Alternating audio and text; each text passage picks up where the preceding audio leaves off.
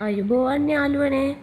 අපි අද කතා කරන්නේ මහනුවර ඓතිහාසික උරුමයන් අතර සුවිශේෂී ස්ථානයක් හිමිවන මහනුවර රජවීදියේ පිහිටි ඇහැලේපොළ වලව්ව පිළිබඳවයි.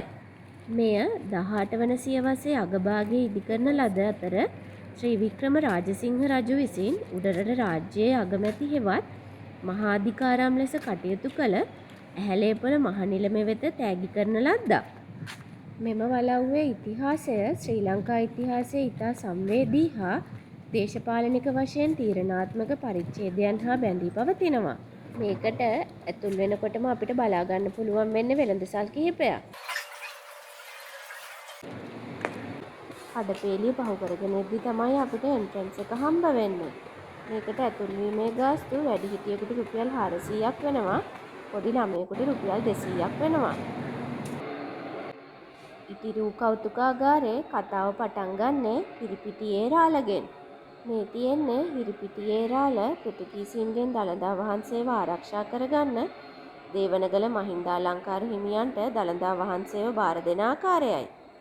මහින්දාලංකාර හාමුදුරුවෝ දෙල්ගමුව රජමහා විහාරයේ ගල්වංගෙඩියක සඟවාගෙන තිබුණු දන්ත ධාතුන් වහන්සේ මහනුවර දළදා මාලිගාවට ගෙනල්ලා දළදා මාලිගාවේ තැන්පත් කරේ මේ ඔයාලට පේන පළමුවන විමල ධර්මසූරිය රජතුමයි.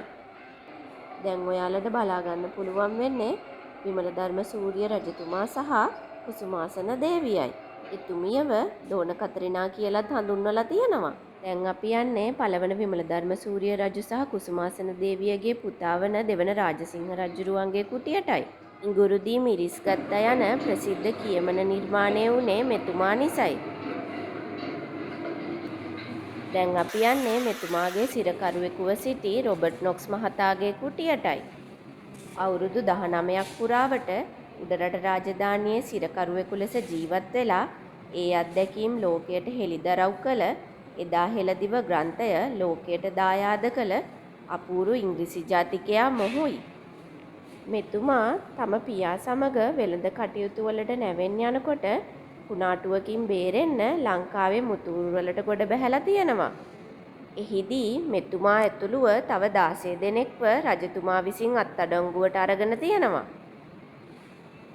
දැන් අපි යන්නේ අපි කලින් කතා කරපු දෙවන රාජසිංහ රජතුමාගේ පුත්‍රයා වන දෙවන විමල ධර්මසූරිය රජතුමාගේ කුටියටයි.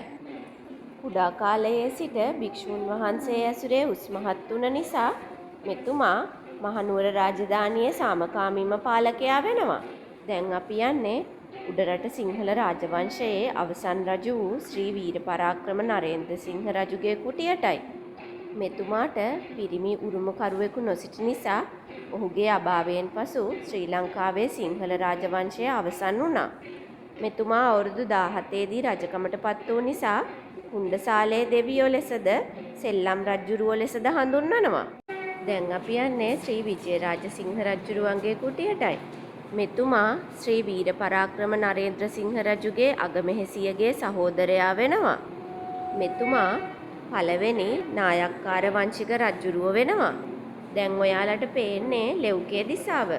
මොහු නායක්කාර වංශික රජවරුන් යටතේ දිසාපති ලෙස දීර්ඝ කාලයක් සේවය කළ අයෙක්. ශ්‍රී විජේරාජසිංහ රජුගෙන් පස්සේ බලයට පත් උනේ කීර්තිශ්‍රී රාජසිංහ රජුරුවෝයි. මෙතුමා වැලිවිට ශ්‍රී සරණංකර සංඝරාජ හිමියන් සමග එකතු වී බුද්ධ ශාසනයේ පුනර්ජීවය සඳහා වැඩ කළ නිසා උඩරට රාජධානියේ ශ්‍රේෂ්ඨතම නායක්කාර රජු ලෙස බොහෝ ඉතිහාසඥයන් හඳුන්වනවා. ඔයාලට දැන් බලා ගන්න පුළුවන් වෙන්නේ රාජාධිරාජ සිංහ රජතුමාගේ කුටියයි. රාජාධිරාජ සිංහ රජුරුවන්ට පස්සේ සිංහාසනයට පත් උනේ ශ්‍රී වික්‍රම රාජසිංහ රජුරුවෝයි. ඔහු උඩරට රාජධානියේ අවසන් රජු ලෙස ඉතිහාසයට එක් වුණා. දැන් ඔයාලට පේන්නේ ශ්‍රී වික්‍රම රාජසිංහ රජුරුවෝයි එතුමාගේ බිසව වන වෙන්කත රංගමාල් බිසවයි. මෙතුමිය ලංකාවේ අවසාන අගබිසව වෙනවා. මෙම රජතුමාගේ පාලන කාලයේදී උසස් නිලධාරීන් සමග ඇති වූ මතභේද දේශපාලන අවිශ්වාසය සහ දැඩි දඩුවම් නිසා රාජධානිය තුල නොසන්සුන්තාවයක් ඇති වුණා. දැන් ඔයාලට පේන්නේ පිළිමතලාවේ මහාධිකාරම්තුමාවයි. මෙතුමාගෙන් පසු මොහුගේ බෑනා වන ඇහැලේපොළ නිලමේ මහාධිකාරම් තනතුරට පත් වුණා.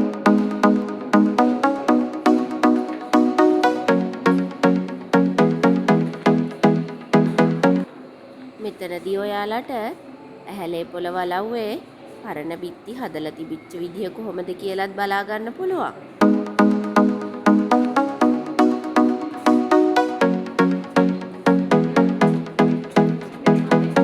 දැන් අපි අතුල් වන්නේ දේවේන්ද්‍ර මූලාචාරීන්ගේ කුටියටයි. මෙතුමා මහනුවර රාජධානි අවසාන යුගයේ සිටි ප්‍රධාන රාජකීය වාස්තු විද්‍යාඥයා වෙනවා. මෙතුමාගේ නිර්මාණ අතරින් ශ්‍රී දළදා මාලිගාවේ පත්තිරිප්පුව ප්‍රධාන තැනක් ගන්නවා. මෙතන වම් අත පැත්තේ ඉන්නේ සර් රොබර්ට් බ්‍රවුන්රි. කන්ද උඩරට රාජධානිය අවසන් වෙලා ලංකාව බ්‍රිතාන්‍යයන් අතට පත් වෙන්නේ මොහුගේ නායකත්වයෙන්. දැන් ඔයාලට පේන්නේ සර් ජෝන් ඩොලි. මෙතනදී ඔයාලට ඉංග්‍රීසි දජය බිමට දාලා සිංහල දජය ඔසවපු වාරියපොළ ශ්‍රී සුමංගල හිමියන්ගේ පිළිරුවකුත් දකින්න පුළුවන්. දැන් ඔයාලට පේන්නේ කපුවත්තේ මහාධිකාරම්තුමාගේ පිළිරුවකුයි. මොහු සතර කෝරළයේ මහාදිය වඩන නිලමේ ලෙසත් හඳුන්වනවා. මෙතුමා උඩරට ගිවිසුමට අත්සන් තැබූ නිලධාරීන්ගෙන් එක්කෙනෙක්.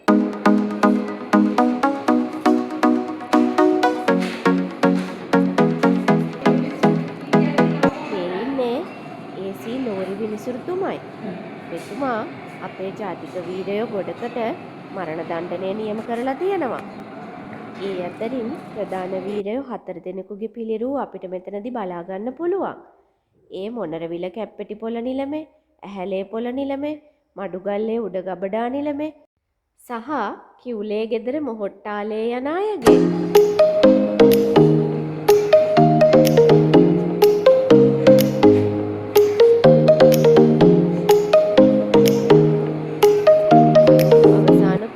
අපිට ඇහැලේපොළ මහාධිකාරම්තුමා, ඇහැලේපොළ කුමාරි හාමි, වීර මත්තුම බණ්ඩාර, ලොකු බණ්ඩාර සහ ටිකිරි කුමාරි හාමිගේ පිළිරුව බලා ගන්න පුළුවන්.